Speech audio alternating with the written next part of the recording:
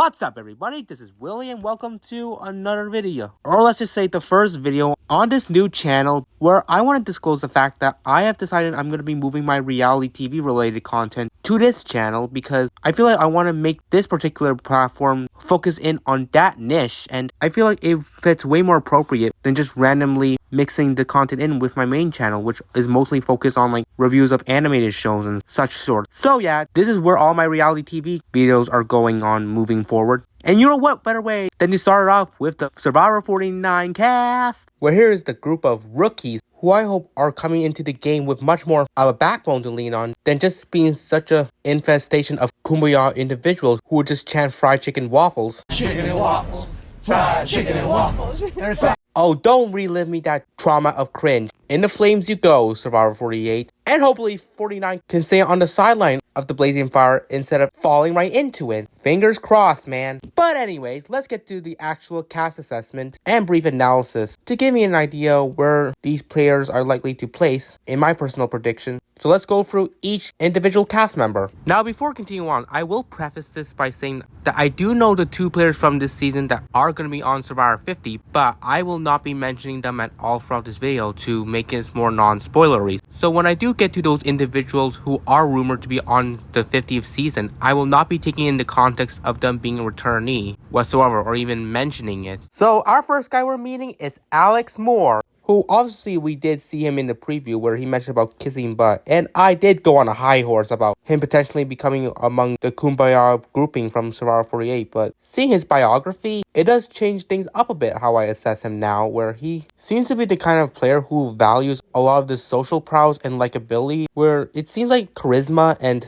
a friendly side of him is what he's going to endeavor throughout this game. It's kind of a pro on his part, but it still does factor in the kumbaya part that I still don't really see going well for him for the most part, where it does seem like based on how he's really articulating his plans, it doesn't seem like he has that instinct to play a more cutthroat game. And I can very well see it with this guy, especially with how much he hones in on the social aspects of Survivor, which is good in a way, but in terms of like strategic and instinctive sort of gameplay, I just don't feel like he's the kind of player who's willing to enact on it unless it's circumstantial, which then again, if it's not manufactured by him, doesn't seem like he's going to get any sort of respect at the end. So if the likely placement I would predict him getting to is at least around the final 7, and so let's move on. So our next cast member is Annie Davis, which her real name is Kimberly, but she's going by Annie, which is pretty cool, and she's a musician too, nice, and also is on the older side of the cast as well. And seeing how older players have done very well in modern Survivor, I think based on that, Annie would be no difference, and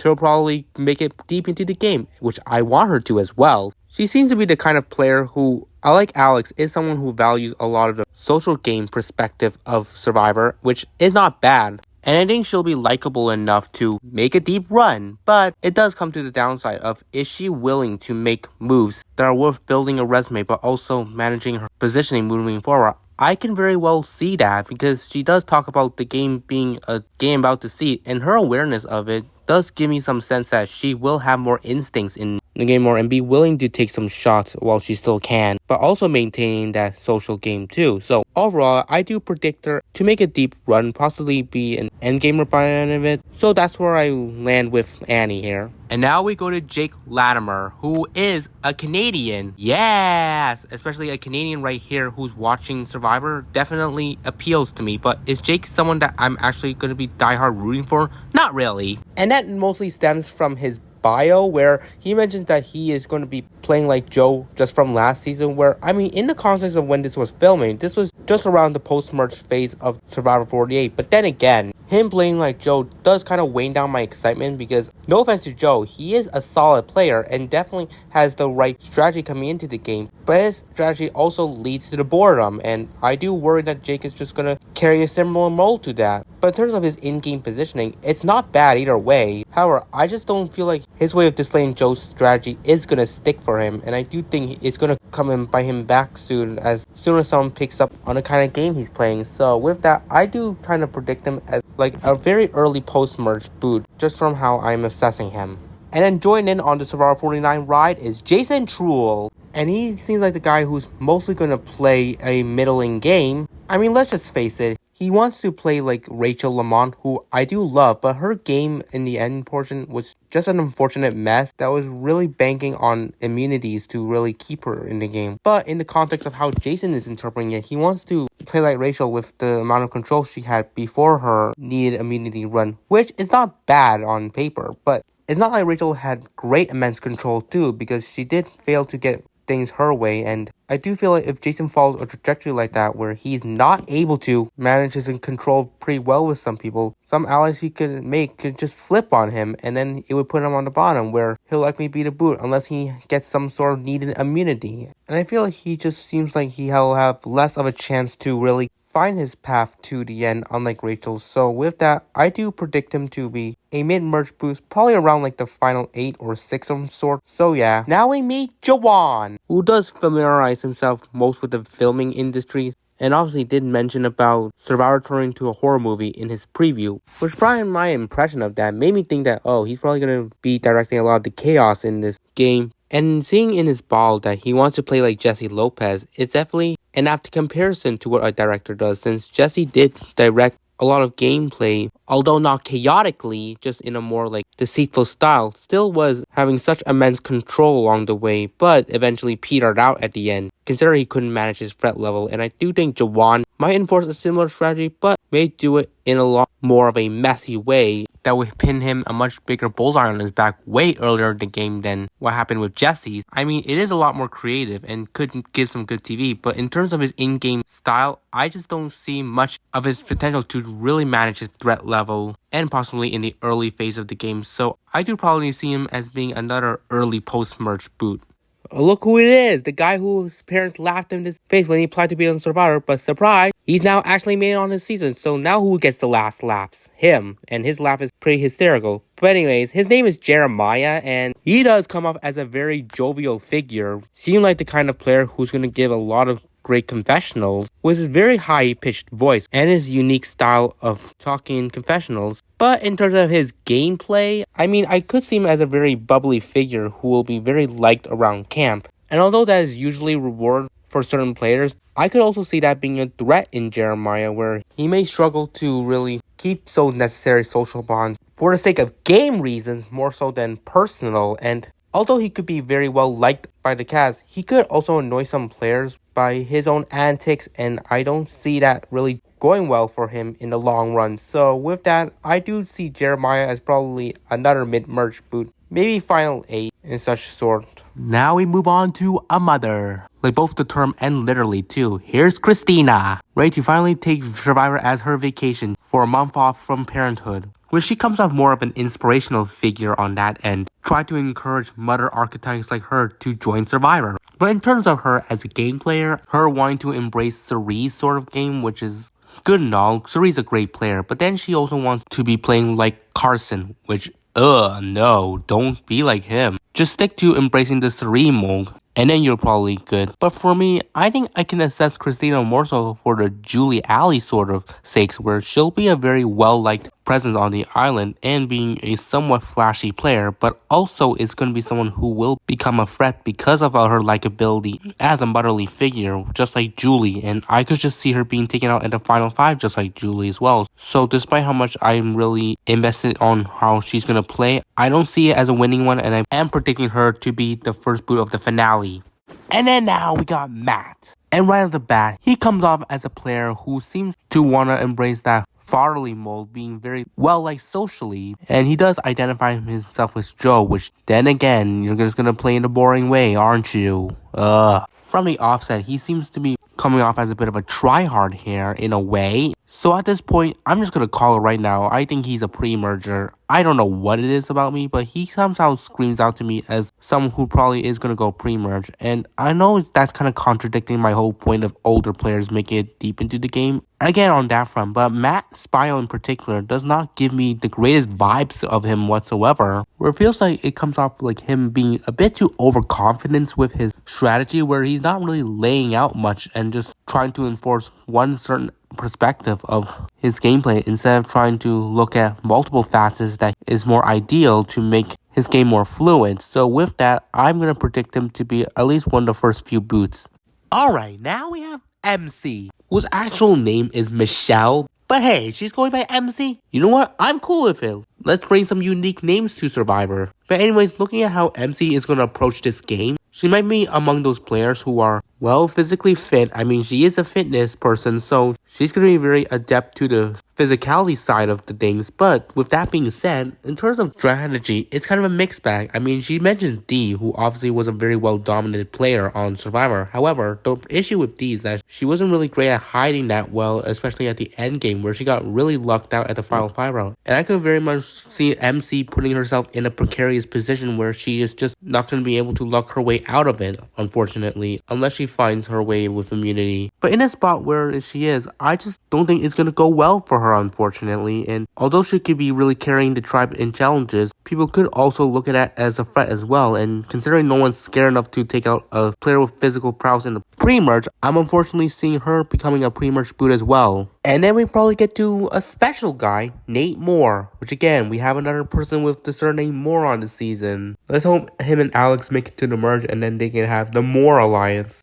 and hopes that they are better Moores than any Kyle Moores out there, no offense. For some context on why Nate Moore is special, he formerly worked in Marvel Studios, being an executive for some movies produced there. So that's great and all, but how is that going to translate to Survivor? Well, considering how these movies played out, he could produce something similar with how he's going to direct his gameplay. But I feel like for me, we had just saw John Lovett on Survivor 47 and end up being the first boot. And I could kind of see something similar happen with Nate. Not that I think he's going to be the first boot, because I don't think he is. But I do think there's a lot of early boot potential with this guy, considering his reputation coming into the season, which I don't know if there's people that are aware of who he is. But then again, even with that case, I do just see him going out relatively early than making a deep run, despite the potential he seems to be promising. So with that, I do see him as a late pre-merge boot. Next up, Nicole, who does somewhat scream out to me Izzy from BB25, who was a really fun presence, and I could see Nicole being on par with that as well. But from what I'm gathering from Nicole, she wants to play like Jam Jam, which, I mean, good, seeking out those social bonds, but also factoring strategy as well is definitely a good sign. And it does make me feel a lot more confidence in Nicole to make moves that are worth the risks in the game, which she does mention in her bio too. So she's definitely a player to look out for. And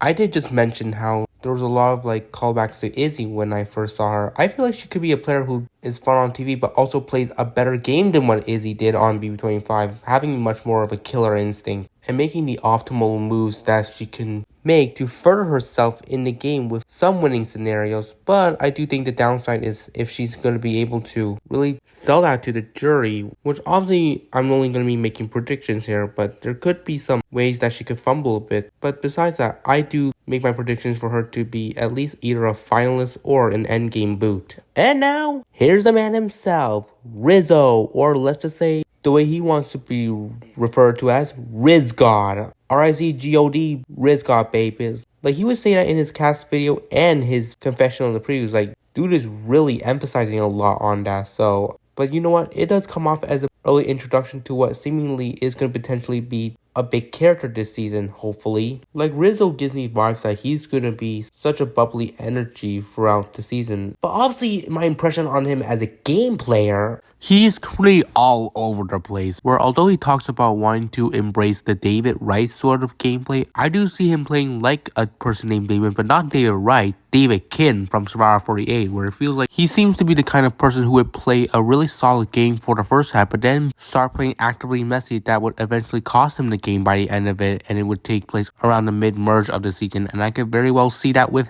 Rizzo as well. So through that font, I'm making my prediction for Rizzo to be a mid-merge boot around maybe like Final 10 or 9 boot.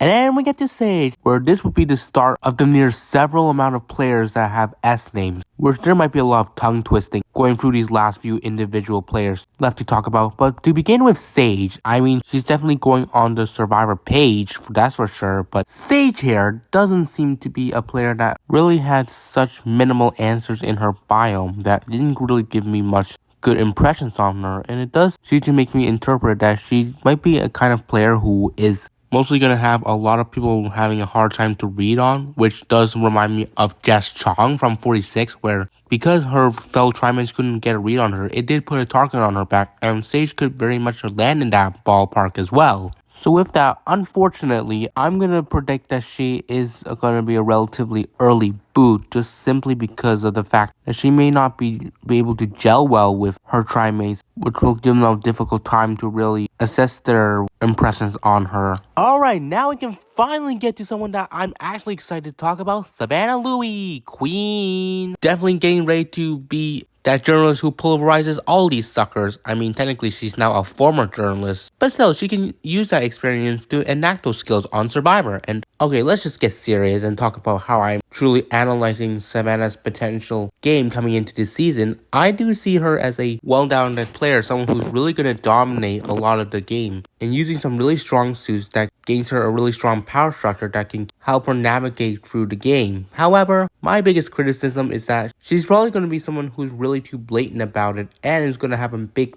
target on her back at the end portion, and I probably see her being taken out as soon as the opportunity is there, where I just see her going out in like either something like Final 6 or taken out at Final 4, where I mean, I personally would want her to win because I'm going to be rooting for her hard, but I feel like realistically, I do think she's going to probably be taken out around a point at the end stretch. Okay, now after my moment of just standing Savannah Louie, we move on to Shannon, who seems to be one of the more like normal people on this cast. But you know what, aside from that, the impression that I'm getting out of Shannon is that she might be a very outgoing player. I mean, she mentions about getting out of her comfort zone most of the time, which does give me a sense that she's a player that's always willing to branch out a bit. And that is actually a good strategy when it comes to social strategy competitions like Survivor. But I do have that worry that she might be a bit too outgoing to where she could be playing a bit too hard too fast, and it could detriment her positioning in the game, especially in the early phase, which at that point does make me predict that she is going to be another one of the early boots this season. Even though what she is valuing is actually not that bad, I just feel like she might get a bit too excessive about it and it's going to tank her game. So with that, Shannon for me is just unfortunately giving me those early boot vibes. Probably a mid pre-merge boot if I were to predict. And then now we get to Sophie, which there's actually two Sophies on the season, where despite the different spelling with their names, it still has the same pronunciation. So this Sophie, I'm going to refer to as Sophie B or Sophie Bolardi. And she just intrigues me right away. Very high-pitched voice, but also seems to be very well-spoken with how she wants to play the game, playing it in her own style. And at this point, I might as well just refer back to the season preview where she's clearly the high-pitched voice who says she wants to play like a mermaid, luring players in with her words and drown them along the way, which is a very innovative metaphor, something that's very unheard of. So I guess she's introducing this as a new Survivor lexicon moving forward. But with that, at this point now, I'm just gonna have to say it, I'm locking her in as my winner pick, just because she seems like she's very well acclimated for this game, knowing how to enforce a strategy of using strong social bonds alongside some strategy corresponding it to really give her a great maneuver throughout the game. So I have a lot of confidence in her, and that's why I'm gonna predict her as the winner, but we'll see how it goes from there. But let's get to the other Sophie, Sophie S, who is probably the lesser one of the two because my impressions of her are not as in high regards in comparison to Sophie B's. So with that, I'm prompted to analyze Sophie S as another player who might be well liked, but feels like one that would play up her hand a bit too much, where people can catch on to her game the second they piece things together. I mean, in this context, she's someone who also wants to play like Rachel Lamont, which funnily because she's also an alternate like Rachel, where I haven't disclosed some behind the scenes stuff with some of these cast members are either former alternates coming into this season, and Sophie S is among those who was an alternate for Survivor 48. But for how I think she's gonna play this season, I'm not 100% sold with her, and to me, she's just another one that does scream out to me as probably a pre-merge boot if she gets really unlucky with herself, or be one of the earlier merge boots being looked at as an easy vote. So with that, that's my assessment on Sophie S. And to our final player, his name is Steven. Is he willing to pull the fish back? I don't know. But let's just see how much he's fishing for the kind of game that he's going to play. From what I'm seeing, he's definitely a calm, cool, collected person. Seems to really look at Survivor as part of his life stories. So through that, for how it might translate into the game, I think he's primed to do pretty well for the most parts. I mean, he does mention he's going to play something like Charlie Davis from Survivor 46, which Charlie's not that bad of a player. So that's not a really bad choice of who you want to play like. But now that he mentioned it, I do see him playing similarly in the likes of like a Charlie or Christian, as a player who really knows how to be well spoken and adapt themselves to situations that disfavored them. So from my personal impressions on how he might do in the game, I think he is set up to be a player who makes it far into the game but ultimately loses by the end, which furthermore does imply that I'm probably looking at him as maybe a Blake player but ultimately loses by the end of it. So there's that. Here's my cast assessment and basically analysis on the new Survivor 49 cast. And with that being said, tap that like and subscribe while you still can, because I'm going to be continuing covering reality TV related content on this channel. And in speaking of this new channel, I may as well announce how I'm going to run the schedule here, because I do obviously have my main channels where I also want to upload videos on there too. So what I'm going to try and do to stay as consistent as possible with these two channels is to at least upload 2 videos each on both of them every month. So there will be something worth of content from both my channels. I know it is a lot of work, and considering it coincides with my current studies, it does add another level of pressure on me, but I will still do the best I can to stay as consistent as possible with YouTube moving forward, and I hope to see what will go down the road. With that, I appreciate you all tuning in, and I'll see you each and every one of you in the next video.